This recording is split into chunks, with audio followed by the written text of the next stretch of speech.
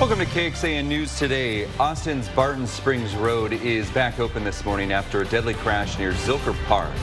Close to 9 last night, 2 cars got into an accident, killing 1 person. And at this time, police are not releasing any other information. Up in North Austin today, you can now enjoy a new park in the Ortley neighborhood. That's off of Dessaw Road and 734. The new park includes a loop trail, shade trees, playground, fitness equipment, and ample space for open play. It's 6 acres of new space. And you can enjoy some bird watching today with fellow Central Texans. The Trail Conservancy in Austin hosting a walk at 7:30 this morning. It's for you to observe 4 birds and Austin's natural landscape. That walk 3 hours long, covering 1 to 2 miles around the hike and bike trail. The runner-up in the race for Austin's mayor wants a recount. Good morning, I'm Tom Miller. Hi everyone, I'm Sally Hernandez. Incumbent Mayor Kirk Watson avoided that runoff by 14 votes. Close enough that second place finisher Carmen Yanes-Pulido wants another tally of the ballots. KXAN's Grace Reader breaks down what's going to happen next. After mayoral hopeful Carmen Yanes-Pulido filed a petition asking for a recount in the Austin mayoral race Thursday, the mayor now says the petition is illegal, and Yanes-Pulido is taking a look at potential changes she needs to make. Here's what happened. Yanes-Pulido filed a petition asking for a recount in only 11 precincts inside Williamson County. She said, quote, "Given the razor-thin margin and the number of irregularities in this election cycle, it's critical that we ensure every vote is counted." But Austin Mayor Kirk Watson responded with this, quote, "The recount request is defective. Texas law is clear that in an election that is called by a city, which the mayor's election is, a recount must be for the entire jurisdiction and not just cherry-picking a few precincts." The city of Austin isn't saying much right now, only that they recognize the importance of this process and are taking careful steps required by the election rules and procedures. But Yanes-Pulido did confirm that the city marked her petition as defective and that she is, quote, "further examining the sections they have cited in the letter and will determine whether she will appeal or resubmit." According to deadlines on the Secretary of State website, that deadline appears to be Monday for her to do that. Even if Yanes-Pulido does resubmit and the recount is granted, the recount request is a move St. Edward's University political science professor Brian Smith says will be expensive, time-consuming, and Yanes-Pulido will be at a significant disadvantage even if the recount results in a runoff election. It's not like Mayor Watson was the first of 4 candidates. No, he was the first of first. He was very close to that 50%. He's actually a little bit over it. So she would have a lot of ground to gain. Mayor Kirk Watson secured more than 50% of the overall vote in the general election. That's what he needed to avoid a runoff with Yanes-Pulido. But it was tight. Watson was above the runoff threshold by only about a dozen votes, even though he was ahead of his next nearest competitor by more than 100,000 votes. Yanes-Pulido told me today that there, quote, could be next steps to this, and continued, she is still gathering all of the information and appropriate legal counsel to move forward. Grace Reader, KXAN News. Now, first warning weather with meteorologist Freddie Vela.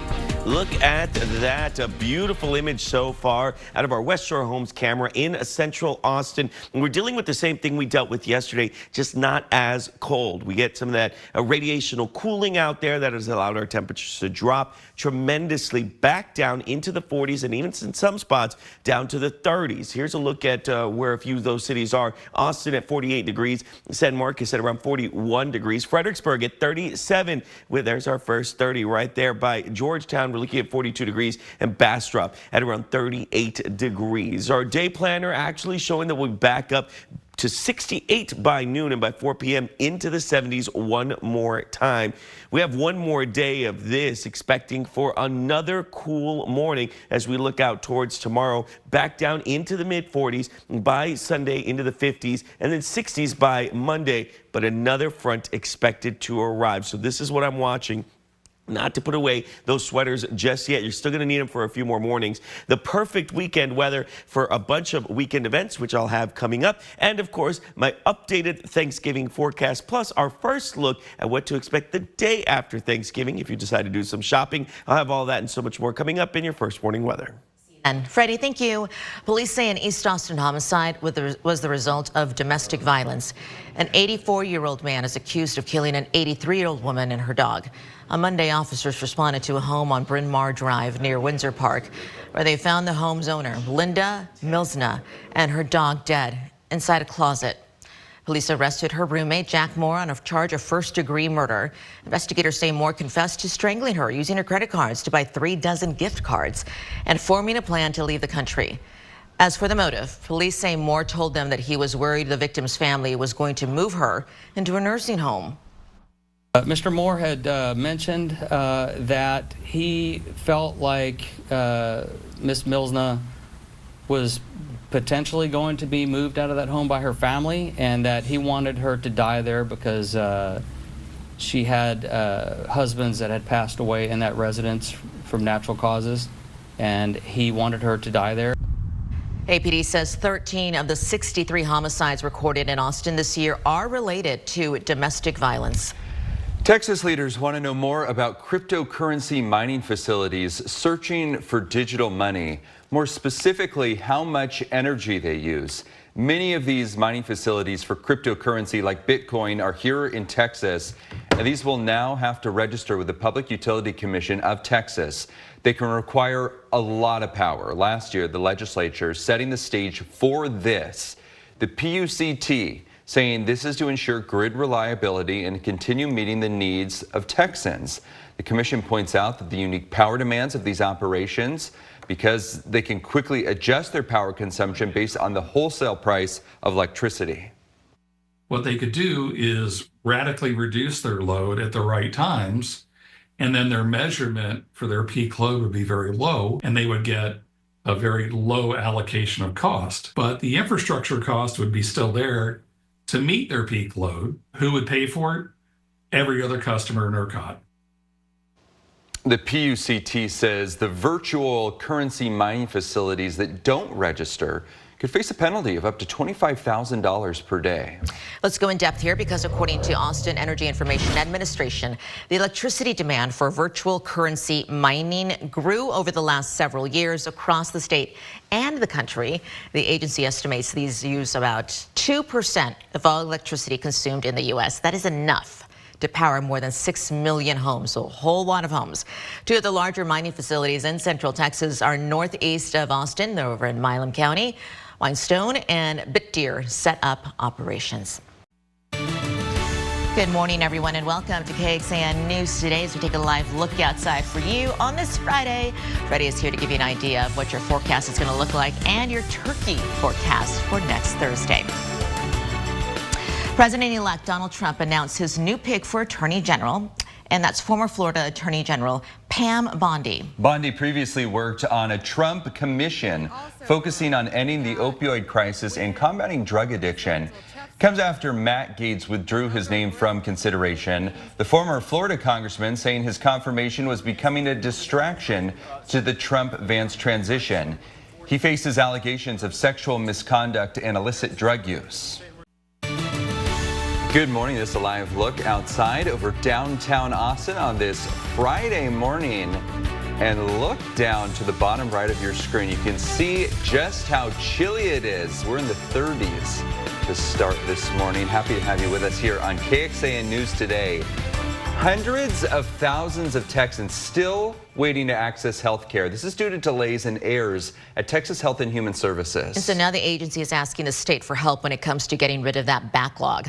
Nearly 233,000 applications for Medicaid are overdue, risking financial penalties from the federal government and delaying health care for Texas children. The wait time for the Children's Health Insurance Program is currently 71 days, which is far longer than the federal requirement. HHSC says it needs nearly $400 million more to fix the issues. Says that will help hire more staff and overhaul outdated technology. And now it's up to lawmakers whether to give them that money next year. It means kids are waiting 3 to 4 months before they can go see a doctor, get on medication that would help them so they can focus and get back in school. If we can't fulfill this obligation, then we're not fulfilling our role as government. And so I would hope that this should be a priority. We spend money on so many other things. Taking care of needy families that are, Texas citizens should be at the top of that list. Health and Human Services tells us it's, quote, taking all possible actions to provide benefits as quickly as possible. Says it's made progress in hiring more people to review applications during the last year. Wicked officially hits theaters today, and of course the music is a big draw, but it's also sparking a big debate. can fans sing along in the theaters? Is that okay? Well, stars Ariana Grande and Cynthia Erivo weigh in. We understand it. If you do, and if you don't, we respect the feelings. I say if you come the first time and you sing through, sing through. But come the second time and let us sing to you. Yeah, and if someone throws popcorn at you or their phone or something, maybe stop. Yeah. I'm kidding. They're so good together, even when they're just out of costume.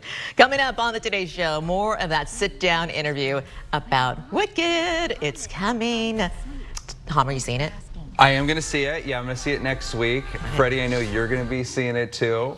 Yeah. I'll say if you can't wait to see it, you don't have tickets for later today, the music is already out. So this and Freddie, I know you were listening to that earlier this morning. As soon as I got here, I turned on my music source and I started listening to the album. I think it's fantastic. I know our directors were listening to it. Tom, thoughts? Yeah, I listened to, let's see, I listened to Popular. Okay. And I like what they've done. They're like they've added their own little flavor to the songs. Good, they have so to. Just a little, you have to mix it up. You it's know? not just like the musical. Yeah.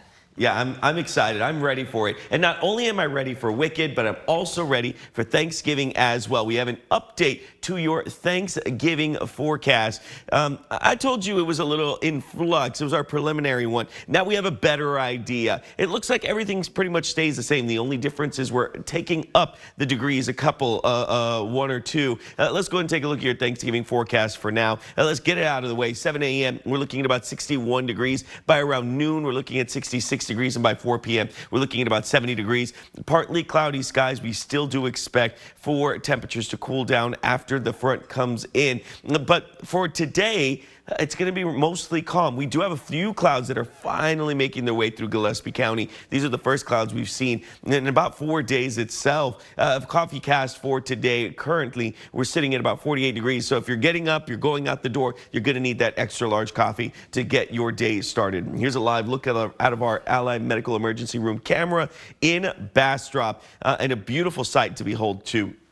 This is what we're going to get as you start to wake up this morning. Another great sunrise. That'll kick off in just a few hours. Current temperatures for everywhere else. There we can see some 30s, including Rockdale, Bastrop at about 39. The same in Dripping Springs, 37 in Llano and Fredericksburg, and out towards San Saba as well, with everyone else still within the 40s. I could see a couple of other cities drop down to around 39 degrees before the morning kicks off. Temperatures for this afternoon, same thing as what we saw yesterday, back up into the mid-70s. But we're going to start to see the winds shift just a bit as we get towards the afternoon into the evening hours, starting to come in from the south. And it looks like that'll continue as we go on throughout Saturday and Sunday as well. So take a look at your high school football forecast for tonight. If you don't want to make it out there because it might be a bit too cold for you, you can watch it live on KBVO. San Antonio Brennan at Westlake kickoff at around 60 degrees for the halftime, 56 degrees for the fourth quarter. And we're looking at about 54 degrees. They're going to be playing at Burger Stadium. Now, I'm a little newer to Austin. I love that. I think that's great. All right, play this out just a bit more. We'll play out the clock here at 4:30 in the morning. We'll play this throughout most of the day. A couple more clouds kind of swing their way by, and that's it. We're looking at a mostly sunny day for the rest of the day today. Play out towards tomorrow. A few more clouds, but it's Sunday that I expect for more cloud coverage to really start to swing by just ahead of the next front that's expected to arrive on Monday. So let's put it all together for now. 7-day forecast, 75 for today, 78 for tomorrow, 80s as we get into Sunday and Monday. I'm going to look at our records to see what we actually hit on that Sunday and Monday to see if we're close to some of those records overall. By Tuesday, that next front's already here. Temperatures take a little bit of a dip just for one day, and then we start to rise before we reach Thanksgiving Day on Thursday. Thank you, Freddie. Authorities are putting a face to the remains of a little girl found alongside I-35 in East Texas back in 2016. The Madison County Sheriff.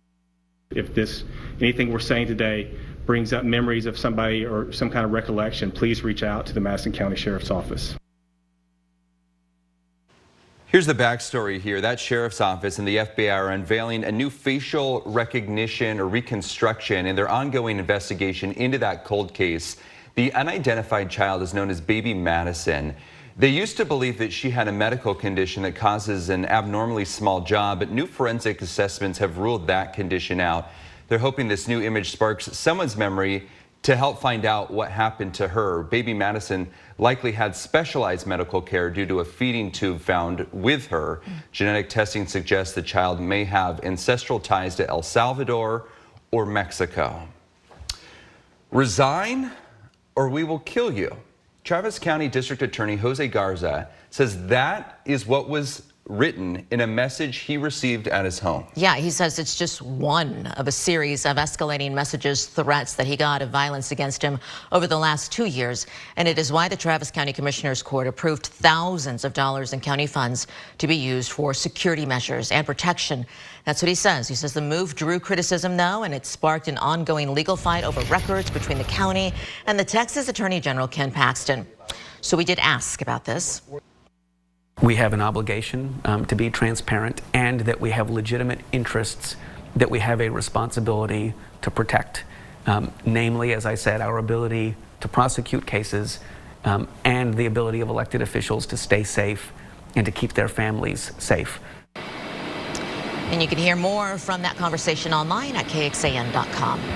All right, how about this? A Florida man was arrested for reportedly impersonating Central Texas billionaire Elon Musk and then allegedly catfishing a Texas woman out of more than $500,000. Yeah, this is pretty painful here. Police there say the suspect is 56-year-old Jeffrey Moynihan. He met a 74-year-old woman on Facebook last year.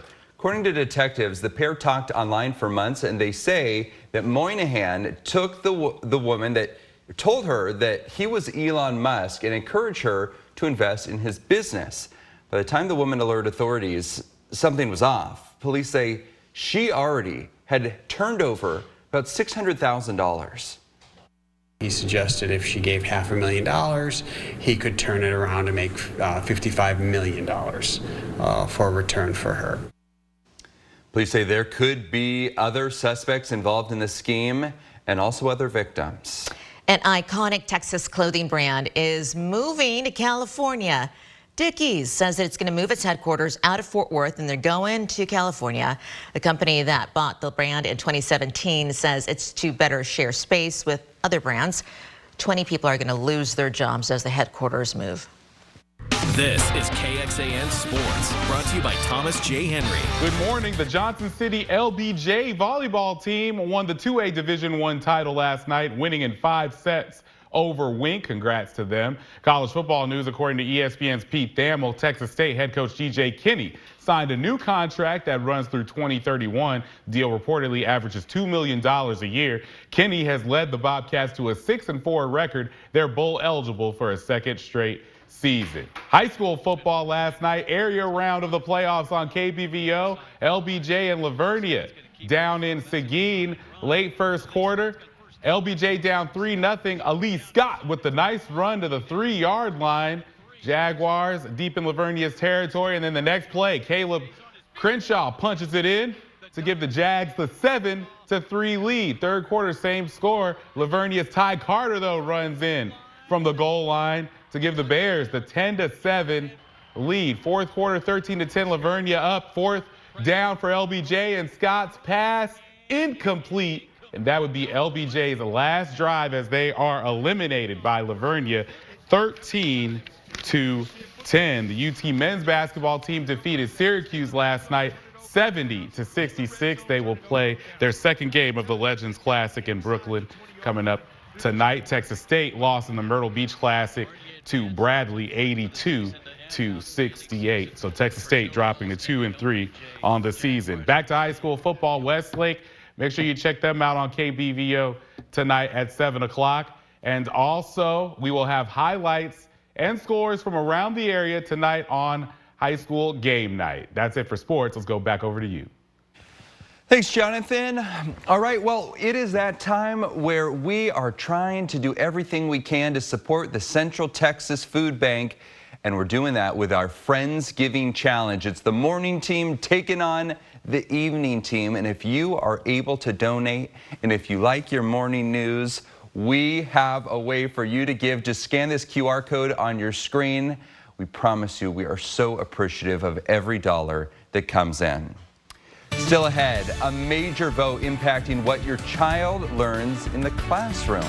You're listening on the KXAN Today podcast. Thanks for joining us. Hope you'll join us on air for that. You can also find all our stories online at KXAN.com.